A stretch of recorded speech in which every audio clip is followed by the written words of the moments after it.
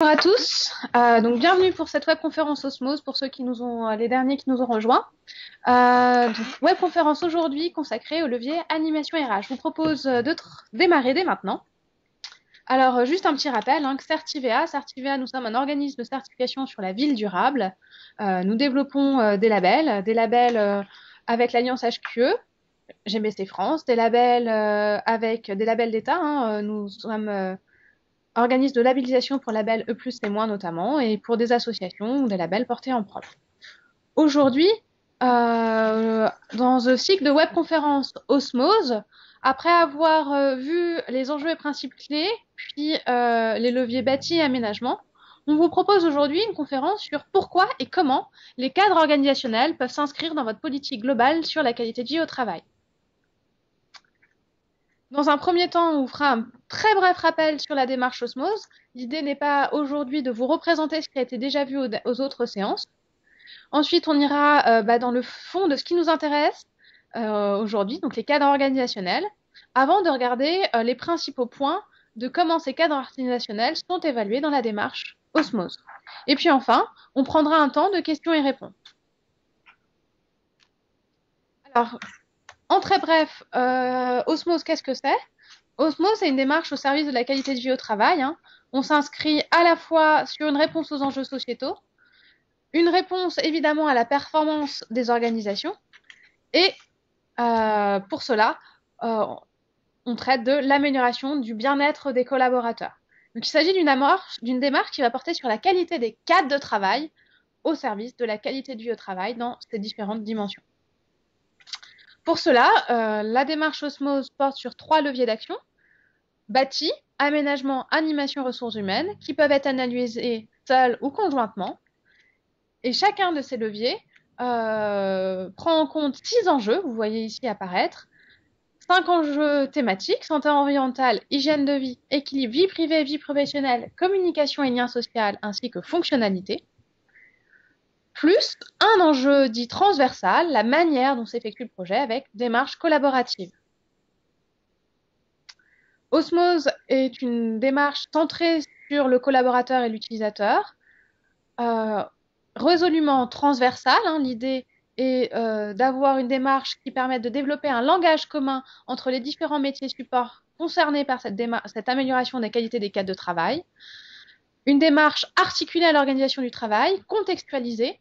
Tout dépendra du contexte d'organisation, tout dépendra de l'objectif visé. L'idée n'est pas de vous plaquer des solutions préconçues, mais bien de proposer et d'analyser des situations et des cadres de travail qui sont articulés avec la manière dont le travail est organisé à l'intérieur.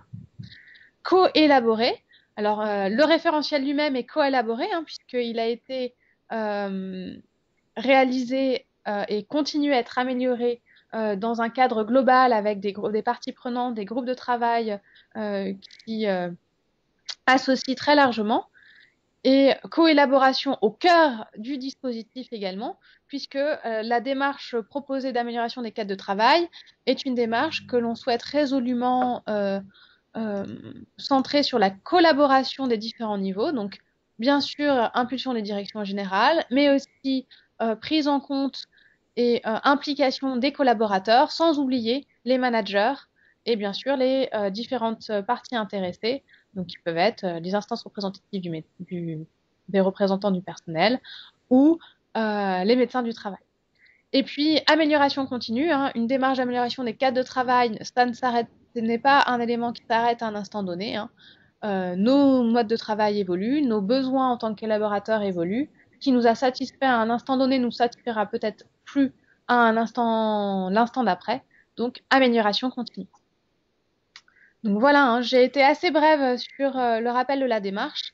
L'idée était aujourd'hui de bien se rester sur le sujet du jour: pourquoi et comment les cadres organisationnels peuvent s'inscrire dans votre politique globale sur la qualité de vie au travail. Alors, pour cela, juste quelques rappels.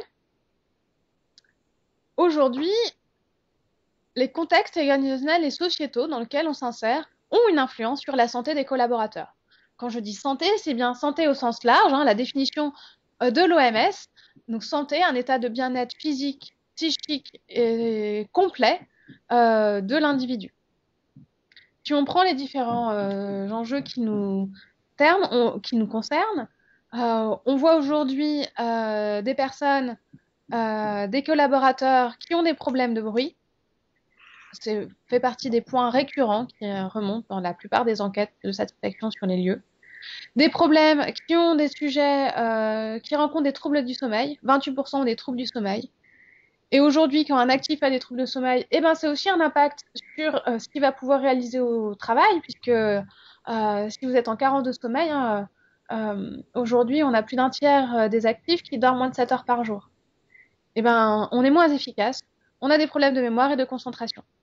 Donc, un problème certes sociétal, individuel, mais aussi un problème pour l'organisation et l'entreprise. Et ça, les entreprises, aujourd'hui, on le verra plus tout à l'heure, en ont de plus en plus conscience. Et on voit aussi une nouvelle façon de travailler et des nouvelles attentes, avec aujourd'hui plus de 48% des actifs qui travaillent en dehors de leur entreprise, en dehors des temps et des lieux normés pour travailler. On voit aussi que les actifs sont aussi soumis à de plus fortes contraintes personnelles, avec une augmentation de la part des salariés dits aidants, des salariés qui ont des membres de la famille sur lesquels qu'ils doivent accompagner. Des salariés qui, comme l'ensemble de la population, sont de plus en plus confrontés à des maladies chroniques. Mais ces maladies chroniques qu'ils ont développées affectent également la façon dont ils vont pouvoir interagir et les éléments qu'ils vont pouvoir avoir besoin de leur travail au quotidien.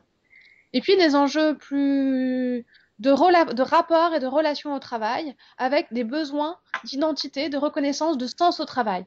Or, aujourd'hui, seuls 54% des salariés se sentent reconnus par la hiérarchie. On est dans un contexte où, effectivement, ces différents enjeux influent sur notre santé. Santé physique, le sommeil, l'activité physique, la sédentarité, l'alimentation, mais aussi santé psychique, le stress, la conciliation des temps, l'augmentation des rythmes et des contraintes de travail, la charge mentale, à la fois charge de travail, mais aussi charge sur l'ensemble des éléments auxquels nous devons nous occuper tous autant que nous sommes tout au long de la journée. Pour l'entreprise, traiter ces sujets, c'est autant d'enjeux. Autant d'enjeux, bien sûr, pour attirer et conserver des collaborateurs, pour aussi favoriser l'innovation, puisque en répondant à ces différents sujets, l'entreprise va pouvoir mettre en place des nouveaux modes de travail, des nouvelles idées, et va aussi favoriser la créativité de ses collaborateurs. Augmenter donc l'efficacité opérationnelle, hein, mieux gérer l'absentéisme, le turnover, mieux gérer la collaboration entre services, mettre en place vraiment des gestions de projets transversales quand c'est par exemple ce qui est nécessaire. Tout ça font partie des enjeux qui vont être répondus. Et puis, il ne faut pas oublier que prendre en compte la santé et la sécurité des collaborateurs, c'est avant tout une obligation de l'employeur. Donc, on va plus loin, mais il ne faut pas oublier qu'il y a un socle et que ce socle-là, c'est du fondamental pour l'employeur vis-à-vis de ses employés. Faciliter des échanges d'informations et la collaboration. Et puis, bien sûr, marquer une identité et une culture d'entreprise. Donc, on le disait, hein, en prérequis, la santé est une obligation des employeurs. Si vous relisez le Code du travail, vous allez retrouver un article que vous voyez ici, qui oblige l'employeur à prendre des mesures nécessaires pour assurer la sécurité, protéger la santé physique et mentale des travailleurs. Et pour cela, ce qui est proposé, hein, c'est bien sûr d'abord d'évaluer les risques, dévoiler les risques, et puis ensuite de mettre en place les plans de prévention nécessaires. On s'inscrit dans des logiques de transformation des organisations dès lors qu'on va aujourd'hui au-delà des enjeux de physique et de sécurité qui avaient pu être les enjeux qui étaient vraiment traités. Hein, auparavant, on était vraiment sur des enjeux de sécurité physique. Aujourd'hui, les obligations de l'employeur sont bien traitées de manière plus globale. On est bien santé physique et mentale dans une évolution aussi de nos modes de travail. Et pour cela, transformation des organisations et donc une approche globale de la qualité de vie au travail sont aujourd'hui devenus des objets de négociation et de discussion, notamment des négociations sociales. Vous avez du coup un accord fondateur, on peut l'appeler comme ça, l'accord national interprofessionnel du 19 juin 2013, qui promeut la qualité de vie au travail comme partie intégrante des objectifs stratégiques de l'entreprise. On est sur une qualité de vie au travail qui est inscrite dans le quotidien et qui doit participer à la performance. Ce n'est pas honteux de dire qu'évidemment qu'on va améliorer la qualité de vie des collaborateurs, on va aussi le faire pour améliorer la qualité, la performance de l'entreprise. Les deux vont aller de pair. Et puis, on a aussi dans cet accord national interprofessionnel une reconnaissance de ce qui se passe hors de l'entreprise, notamment avec l'articulation vie privée, vie professionnelle. Vous l'avez vu tout à l'heure quand on mentionnait les différents enjeux, il y a des enjeux qui sont des enjeux, j'allais dire individuels, qui dépassent a priori l'entreprise. On parlait du sommeil, on parlait de l'activité physique, de l'alimentation. Pour autant, ils impactent l'entreprise. Ils impactent l'entreprise par les conséquences qu'ils peuvent avoir sur les collaborateurs. Les collaborateurs sont ils sont à la fois au travail et à la maison, et dans leur personne, évidemment, que tous les difficultés qu'ils vont rencontrer dans leur quotidien vont aussi impacter l'entreprise. Et puis à l'inverse, les difficultés qu'ils vont avoir dans leur travail vont aussi impacter leur vie personnelle et familiale. Et donc cette articulation, cette prise en compte des interactions croisées entre ce qui se passe à l'intérieur de l'entreprise et hors de l'entreprise pour les individus uniques que nous sommes est absolument cruciale. Vous voyez ici sur le petit graphique remis les 10 domaines de l'ANI tels qu'ils sont repris dans l'accord du 9 juin 2013. On est sur des sujets qui sont très étendus. On va à la fois parler des relations sociales qui, je vous le rappelle, sont quand on pose la question aux collaborateurs quel est le premier sujet qui sont importants pour vous en termes de qualité de vie au travail. Le premier sujet est souvent les relations sociales avec les collaborateurs, avec les hiérarchiques, avec les personnes qui vont retrouver sur leur lieu de travail. Vous avez aussi donc conciliation vie privée et vie personnelle, mais vous avez aussi des éléments liés à la réalisation du développement personnel, des sujets liés à l'engagement des collaborateurs, à l'organisation du travail, aux relations de travail, à l'environnement physique. On en a déjà parlé lors des deux autres webconférences, l'une sur le bâti et l'autre sur l'aménagement.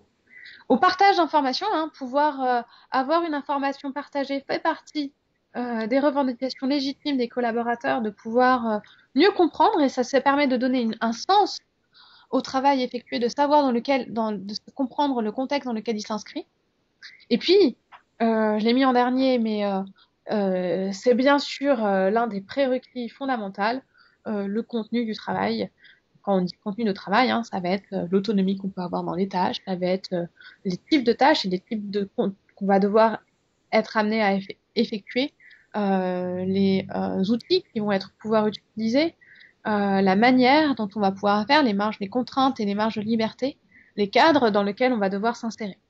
Tout ça fait partie de la qualité de vie au travail selon la définition de l'accord national interprofessionnel.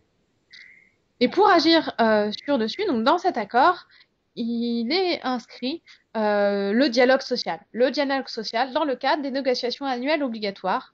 Il est proposé ici d'en faire un accord unique clé, un accord unique chapeau qui recense un petit peu et met en cohérence dans une approche systémique des différents sujets couverts. Et puis enfin, un des sujets abordés dans cet accord, ça va être tout ce qui est formation des managers et des représentants du personnel au cadre juridique, aux notions de travail et de prévention. Donc pour cela, on l'a vu, dialogue social. La dialogue social, vous allez vous retrouver dans la loi du 17 août 2015 relative au dialogue social et à l'emploi, une loi dite Rebsamen, ce regroupement des négociations obligatoires en 3 blocs de négociation: temps de travail et rémunération, qualité de vie au travail, égalité professionnelle, gestion des emplois et parcours professionnel. Donc vous voyez ici que qualité de vie au travail fait partie de ces 3 blocs de négociation obligatoire annuelle. Dans ce contexte réglementaire, pour terminer, on est passé d'une vision de la réparation, on avait des accidents du travail, on avait ces éléments-là, avec une approche qui était souvent très centrée sécurité physique, à une approche beaucoup plus holistique de la prévention, qui intègre à la fois la santé physique et la santé mentale, comme elle l'est inscrite dans le Code du travail. Vous avez pour ça différents rapports Vous avez notamment le plan santé au travail 2016-2020 qui fait vraiment de la prévention et de la culture de prévention un enjeu clé du programme de travail et des éléments qui doivent être développés. Et puis ces éléments, vous allez aussi le retrouver dans le rapport de la mission Sotra au travail publié en 2018 et sur lesquels on attend de nouvelles avancées, où vous retrouvez deux recommandations. Une recommandation 4 liée à accompagner les entreprises dans l'élaboration et le suivi d'indicateurs de performance en santé au travail pour mettre en avant les indicateurs de performance globale en matière de prévention. Et puis une recommandation 9 sur la poursuite du développement de la culture de prévention et de la qualité de vie au travail. Donc prévenir ces enjeux de santé et prévenir ces enjeux de qualité de vie au travail. On revient sur les différents sujets qu'on couvrait tout à l'heure, hein, à la fois des enjeux, j'allais dire, d'hygiène de vie, d'équilibre vie privée, vie professionnelle. Tout ça, c'est bien sûr des sujets sur lesquels on va pouvoir, et l'employeur est plus que fortement incité à mettre en place des actions de prévention, actions aussi qui doivent permettre d'atteindre des résultats qui puissent être mesurés dans les différents indicateurs de performance de l'entreprise. Je vous ai parlé d'obligation réglementaire. À quel point cette prise en compte est aujourd'hui perçue par les entreprises? Alors, quelques chiffres. Aujourd'hui, 75% des dirigeants estiment légitime pour l'entreprise de mettre en place des actions de santé pour les salariés allant au-delà des obligations légales, alors qu'il n'y était que 56% il y a 2 ans. Il y a effectivement on observe effectivement dans les différentes enquêtes et sondages en tout cas une déclaration de préoccupation beaucoup plus importante des entreprises sur la santé, le bien-être de leurs collaborateurs. Pour autant, il reste un gap assez important entre ce que les dirigeants déclarent et accordent comme importance et considération au sujet et ce que les actifs, les collaborateurs perçoivent. Aujourd'hui, 37% des actifs travaillant dans un bureau pensent que leur employeur ne se préoccupe pas de leur bien-être au travail, selon le dernier baromètre Actineo. Donc encore des progrès à faire. Et ceci n'est pas du tout anodin, parce que tous ces enjeux de reconnaissance et de confiance mutuelle que l'entreprise et le collaborateur vont pouvoir développer va aussi se traduire par des enjeux de performance. On parlait tout à l'heure d'absentéisme, de turnover, et on peut aussi parler d'engagement. Engagement dans l'enquête Malakoff-Médéric, ils ont suivi dans le temps l'engagement des collaborateurs et on voit une très très forte baisse de cet engagement en 7 ans, avec 28% des salariés qui se disaient engagés en 2017 contre 41% qui se disaient engagés 7 ans plus tôt. Et cette baisse dans l'engagement a des conséquences. On est aujourd'hui sur un rapport au travail qui apparaît différent. Et je vous invite pour cela à regarder, il y a différentes publications. Alors, vous le voyez beaucoup dans des sondages et des enquêtes, mais je vous invite aussi à essayer d'analyser de plus en détail des publications, notamment de recherche académique, auprès de sociologues qui ont cherché à caractériser cette évolution qu'on sentait un peu sur le changement du rapport au travail, alors fonction des générations, mais pas que. Et ce qu'on voit dans ces travaux, hein, c'est une recherche accrue, une quête de sens accrue, une recherche aussi d'identité par le travail. Donc le travail reste très important, mais il est repositionné dans un équilibre vie privée, vie professionnelle qui prend plus de place, avec aussi une recherche d'harmonie sur les temps et lieux de travail, et à l'intérieur du travail, une recherche de plus d'horizontalité, d'avoir plus de collaboration, de collaboratif. Et pour cela, on observe plus d'autonomie qui est effectivement à accorder, en tout cas c'est ce que laissent les recherches cherchent à détailler, mais plus d'autonomie, plus de liberté affichée, qui se traduit souvent par plus de contraintes. Et plus d'autonomie, mais plus de contraintes, cette responsabilisation partielle des collaborateurs se traduit par des risques psychosociaux, par des risques sur la santé psychique, et puis, mais aussi en conséquence sur la santé physique des collaborateurs accrue.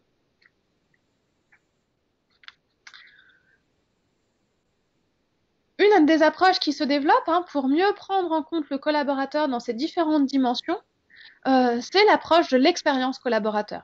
En fait, il s'agit d'une approche marketing inspirée de l'expérience client qui fait référence au vécu des collaborateurs dans leur contexte de travail et qui va chercher à analyser l'intégralité du parcours collaborateur dans l'entreprise, depuis sa candidature, son embauche, les postes qu'il va pouvoir occuper, formation, mais aussi évolution au sein de l'entreprise jusqu'à son départ. Et cette approche est assez intéressante parce qu'elle remet au cœur le collaborateur. Donc, elle peut aussi avoir ses limites, puisqu'on est dans une approche qui est une approche clientéliste du rapport au travail, ce qui n'est aujourd'hui pas effectivement la norme, mais elle peut avoir quelques conséquences concrètes intéressantes sur la manière dont concrètement on peut essayer de développer et de mieux prendre en compte la qualité des cadres de travail. Et effectivement, dans l'approche Osmose, vous verrez qu'on y fait en grande partie référence. Voilà en bref, sur cette première partie, ce qu'on pouvait dire sur les cadres organisationnels. On a une cadre organisationnel qui va pouvoir permettre d'appuyer les plans de prévention des entreprises, mais aussi qui va permettre d'accompagner cette transition que l'on voit aujourd'hui se faire sur ce nouveau rapport au travail. Il y aurait beaucoup de choses à mettre en place sur ce sujet et je vous propose pour cela, on vous proposera pour cela d'autres conférences et autres événements pour vous montrer les nouvelles tendances. Ce que je vous propose maintenant, c'est de regarder concrètement à l'intérieur des différents sujets quel type d'action on peut mettre en place afin d'approfondir un petit peu ces éléments de contexte. Alors, nous, le cadre qu'on vous propose, c'est à partir de levier du levier animation ressources humaines. Donc, c'est un levier d'osmose qui traite des accords, des chartes, des règles de vie et aussi de tous les outils et politiques ressources humaines que vous allez pouvoir mettre en place. Donc, les cadres dits organisationnels. Qui vont pouvoir être utilisés par une entreprise sur un site, sur un campus, sur un plateau, une direction ou un service. À minima, il s'agit de prendre en compte un périmètre qui fasse sens, à la fois un sens sur son périmètre spatial et organisationnel. Et on va venir analyser donc les cadres. Quand on dit les cadres de travail, c'est-à-dire qu'on ne va pas s'occuper dans l'ensemble de la démarche de la qualité de vie au travail. On va bien s'appliquer à tous les outils et éléments supports qui sont mis en place. Ce qu'on ne viendra pas regarder, c'est ce dernier élément qui est pourtant crucial, le contenu du travail. Le contenu du travail ne sera abordé qu'indirectement par l'approche sur les cadres qui sont mis en place pour l'accompagner. Donc vous avez ici un panorama global des critères. Vous allez retrouver donc les 6 enjeux: santé environnementale, hygiène de vie, équilibre vie privée, vie professionnelle, communication et lien social, mais aussi fonctionnalité et démarche collaborative. Et donc ces 6 critères, on les a passés au crible de l'ANI, l'Accord national interprofessionnel sur la qualité de vie au travail. Et vous voyez, effectivement, il y a un levier sur lequel nous ne sommes pas allés, le contenu du travail. Mais par contre, vous allez retrouver des éléments de réponse sur les cadres organisationnels pour l'ensemble des sujets. Donc comment les cadres organisationnels vont pouvoir accompagner la mise en place, par exemple, de l'accord national interprofessionnel. Alors évidemment, l'environnement physique, ça, vous l'avez bien compris, c'était au cœur des 2 leviers précédents, et donc ça le reste aussi pour le levier animation RH. Conciliation vie privée, vie professionnelle, c'est vraiment un sujet qui a été traité en profondeur dans la démarche Osmose. Mais on va aussi indirectement agir sur des éléments qui peuvent être l'engagement, l'information partagée, le dialogue social, la modalité de mise en œuvre de l'organisation du travail ou encore le respect de l'égalité professionnelle par la mise en place d'éléments supports, de cadres, de chartes, d'accords, par l'analyse des éléments qui vont être mis en place, donc par la mise en place d'actions d'amélioration sur ces différents sujets.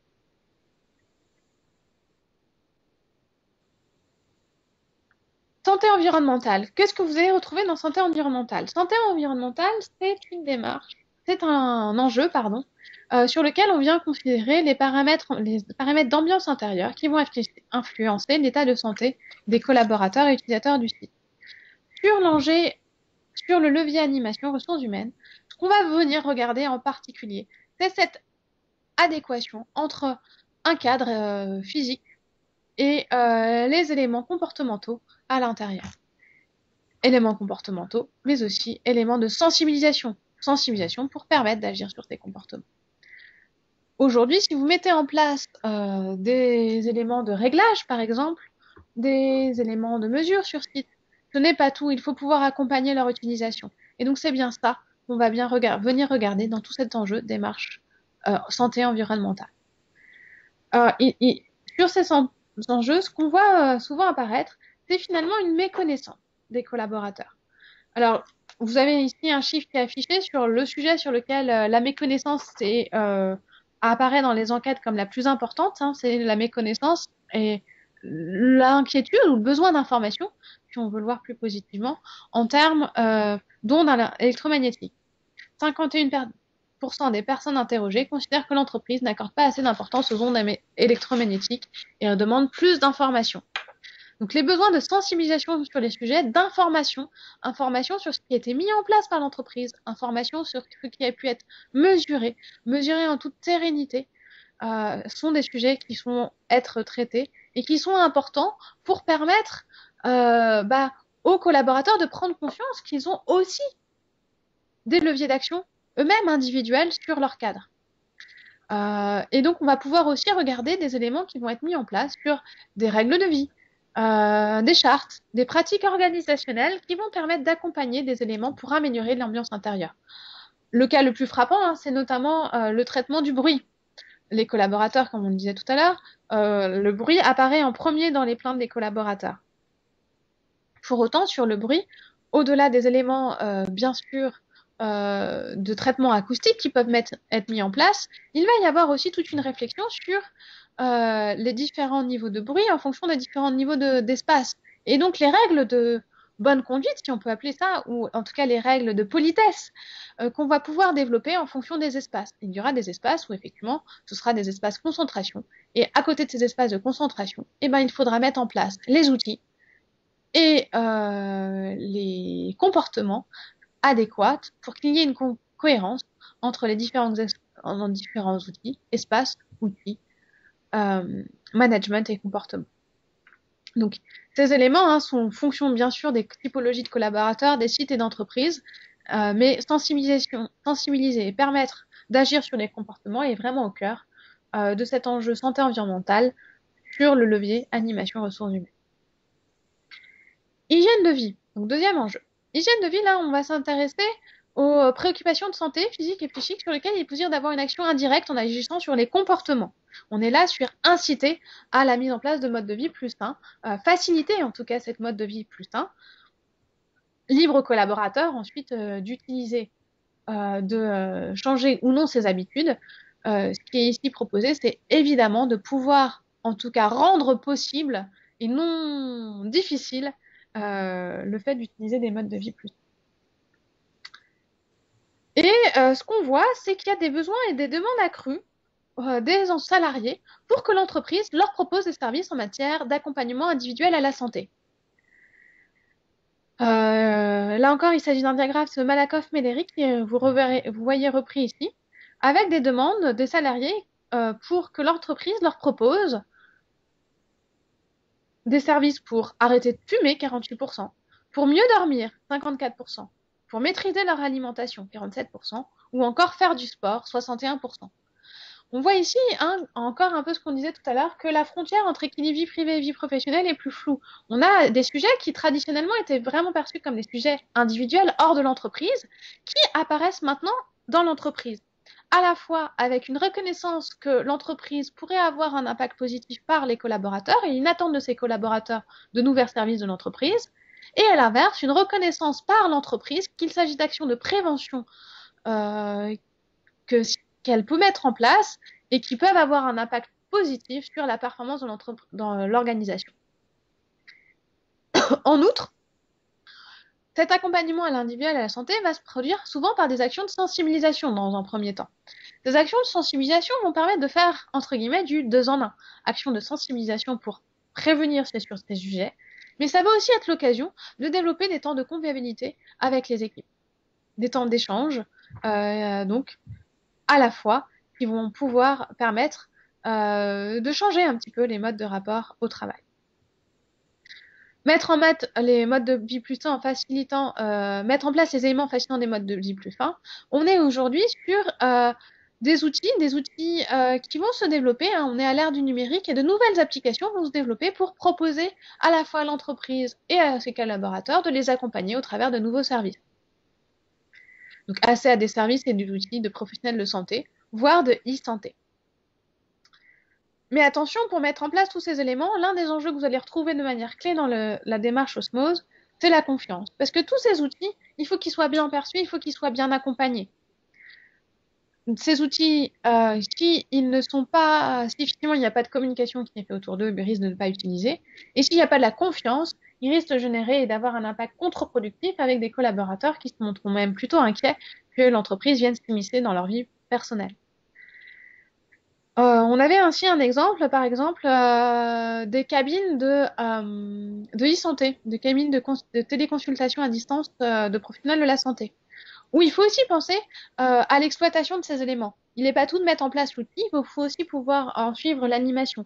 Donc, typiquement, là, sur l'entreprise auquel je fais référence, il s'était ainsi posé la question de comment animer ce lieu pour inciter les collaborateurs à l'utiliser. Et puis, dernier élément, c'est pas tout de mettre à disposition des éléments. Pour susciter la confiance et pour accroître l'utilisation, il faut aussi qu'il y ait un regard bienveillant du management. En France, notamment, les salles de sieste restent encore très largement connotées. On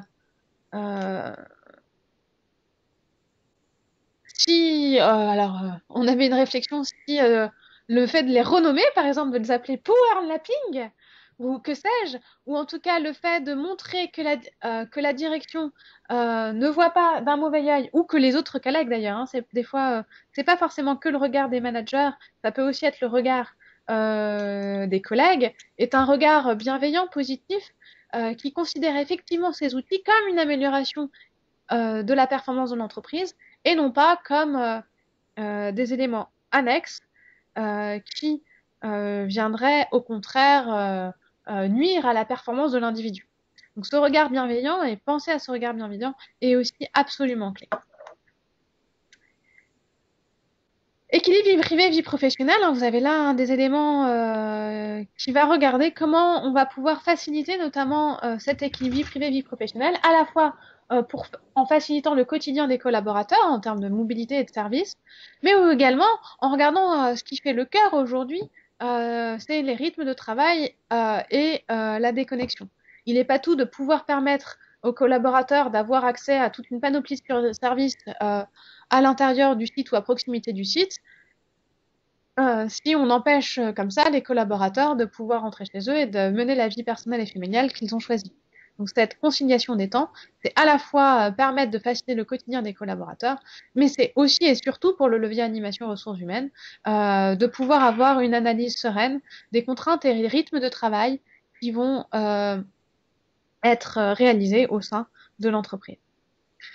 Donc, vous allez retrouver dans ce thème également l'accompagnement du télétravail, avec comme accompagnement du télétravail un sujet qui aujourd'hui monte très fortement, notamment en lien avec les ordonnances télétravail, qui ont permis de remettre un cadre réglementaire sur ce télétravail, tout en élargissant, puisqu'il s'agit aujourd'hui non seulement de travail réalisé à distance dans un cadre normé, donc par exemple un jour par mois, mais également de manière irrégulière et ponctuelle.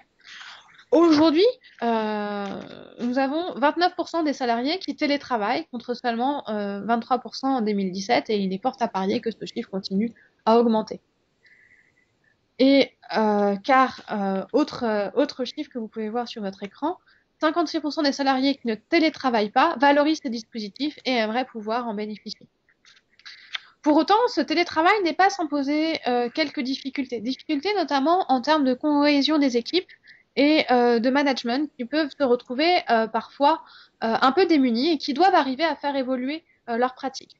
Et pour cela, 85% des TTD managers interrogés ici dans une étude montrent que le management à distance nécessite une formation. Donc vous allez retrouver un petit peu ces différents points dans la démarche Osmose. Donc un premier sujet qui est comment va être mis en place le télétravail au sein de l'entreprise. Et pour cela, on va, si possible, s'appuyer sur la négociation sociale. Quels outils sont mis à disponibilité pour faciliter ce travail à distance, hein? Il n'est pas tout de permettre le travail à distance. Il va aussi falloir équiper les collaborateurs pour qu'ils puissent le réaliser et équiper également et le prendre en compte à la fois en termes d'outils, mais également en termes organisationnels dans le fonctionnement des cadres organisationnels de travail. Et puis, enfin, quel accompagnement des équipes et des managers sur ces sujets. Droit à la déconnexion, là encore, hein, vous avez un élément qui est en forte évolution en termes de reconnaissance, hein, c'est un sujet dont on parlait assez peu, mais qui vient lié à notre, j'allais dire, la révolution numérique et l'utilisation accrue des outils. 39% des actifs utilisent les nouvelles technologies pour leur usage professionnel en dehors de leur temps de travail. Or, pouvoir faire une pause, hein, pouvoir séparer sa vie personnelle et sa vie professionnelle si on le souhaite, est un droit reconnu depuis le 1er janvier 2007 par la loi travail. Aujourd'hui, donc, le loi propose une négociation obligatoire dans plus de 50 salariés. L'objectif est de mettre en place des dispositifs de régulation pour ces outils numériques. Alors, sur ces outils, on a essayé de regarder un petit peu, il n'y a pas forcément deux bonnes méthodes. Il y a effectivement aujourd'hui 22% qui vont limiter les usages hors du temps de travail. Mais si on limite les usages hors du temps de travail, il faut bien être conscient que les collaborateurs ne le font pas toujours de gaieté de cœur et que ça pose les questions des contraintes de travail, de la charge de travail des collaborateurs. Donc vous allez voir associé à ce thème un sujet qui est le sujet des contraintes de travail pour les collaborateurs. Ces contraintes de travail ont aujourd'hui évolué, liées alors en partie à l'évolution du numérique, à l'évolution des métiers. Aujourd'hui, vous avez 65% des salariés qui déclarent devoir fréquemment abandonner une tâche pour une autre non prévue. Vous avez 35% des salariés qui se disent exposés à au moins 3 contraintes de travail, contre seulement 6% il y a 30 ans. Explosion du nombre de contraintes de travail. Ces contraintes de travail, ça fait référence par exemple au fait d'avoir différents outils dans lesquels reporter. Ça peut faire référence à des enjeux d'autonomie ou encore à des enjeux de nombre d'outils numériques sur lesquels reporter. Ça peut faire référence à des interruptions liées au mail. On avait aujourd'hui un cadre est interrompu en moyenne toutes les 4 minutes par l'arrivée d'un mail ou d'un message. Conséquence, aujourd'hui, 8,2% des salariés déclarent travailler toujours, et c'est bien le terme qui est important, sous pression. Donc dans ce cadre, là encore, on va se poser la question de quelle négociation autour de ces enjeux de charge et de répartition de l'organisation du travail. On va aussi se poser la question de quelles dispositions vont pouvoir être prises pour limiter la sursollicitation numérique. Sursollicitation numérique dans le sens de le droit à la déconnexion, en dehors des temps de travail, mais aussi sursollicitation numérique pendant le temps de travail pour avoir des outils numériques qui sont adaptés, qui ne viennent pas ajouter à la charge mentale des salariés et aux contraintes de travail des salariés, de façon à qu'ils puissent réaliser les tâches qui leur sont affectées en toute efficacité. Et puis, il va y avoir tout un sujet sur l'échange sur cette charge et ces rythmes et ces contraintes de travail. En effet, on va avoir une différence entre le travail prescrit, le travail tel qu'il apparaît, notamment ça apparaît par exemple dans les fiches de poste, qui est demandé, et le travail réel, tout ce qui est effectivement effectué tout au long d'une journée, qui peut lui-même être différent du travail ressenti. Et c'est typiquement l'un des points d'analyse qui va être absolument crucial pour avoir une approche globale de ce sujet des contraintes de travail, de la qualité de vie au travail, de la déconnexion. Communication et lien social. Vous allez retrouver dans communication et lien social les éléments principaux facteurs pour influencer les échanges, la circulation d'informations, qu'elles soient formelles et informelles dans l'entreprise, favoriser la cohésion d'équipe, mais aussi favoriser l'inclusion. Diversité et non-discrimination vont être des sujets clés pour faciliter la culture, créer une culture et des partages de valeurs dans l'entreprise. On l'a vu tout à l'heure, notre rapport au travail a changé avec cette quête de sens qui est de plus en plus proéminent. Favoriser les échanges. Alors, favoriser les échanges formels et informels, on en a beaucoup parlé dans les autres conférences et vous aviez vu que l'aménagement de travail des cadres pouvait avoir un grand rôle.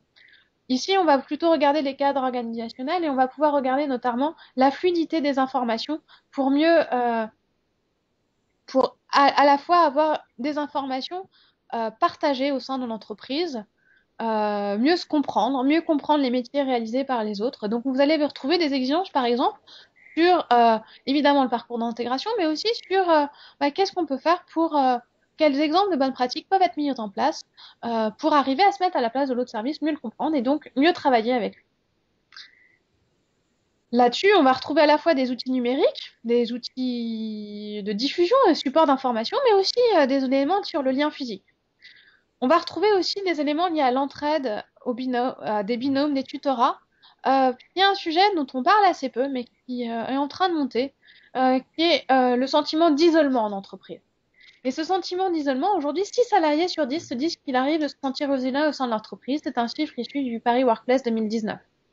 Et un quart qui se dit même souvent isolé.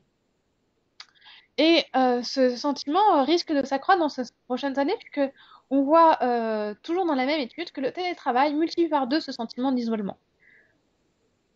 Alors, télétravail, encore une fois, hein, oui, s'il n'est pas bien accompagné. Donc, il va falloir aussi, pour favoriser les échanges, la fluidité, dès lors qu'on est dans des activités où le télétravail est fortement publicité, arriver à l'articuler, à l'accompagner, pour éviter qu'il ait comme impact négatif cette hausse du sentiment d'isolement.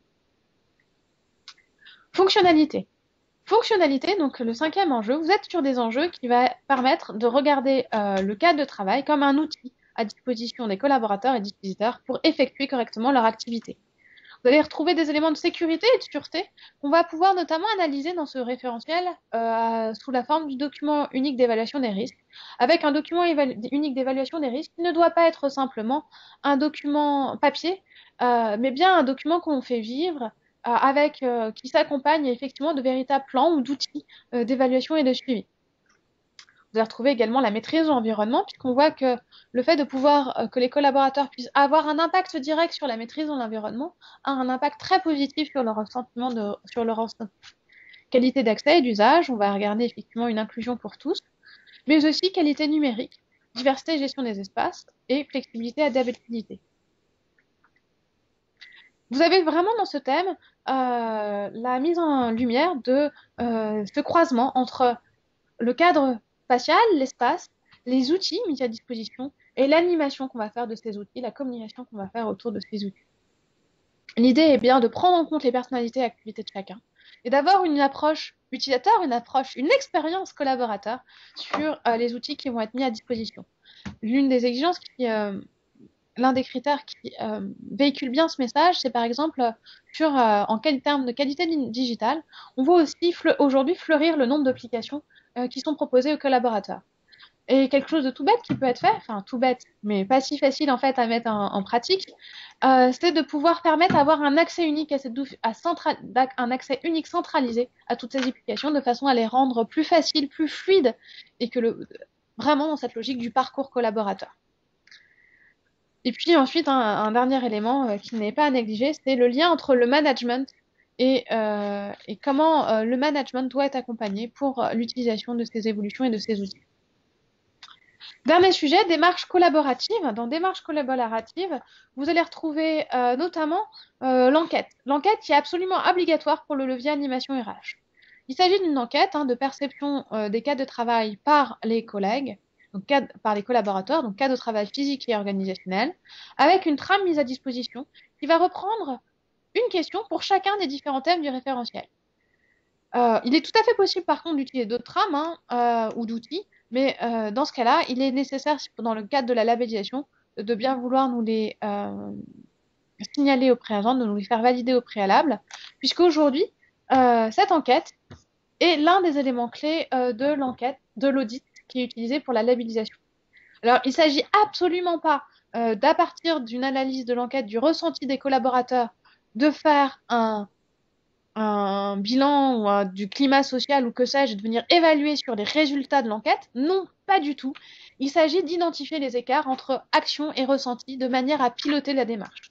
C'est bien une démarche d'amélioration qui est visée. Il n'y a pas de jugement porté sur les niveaux atteints dans l'enquête.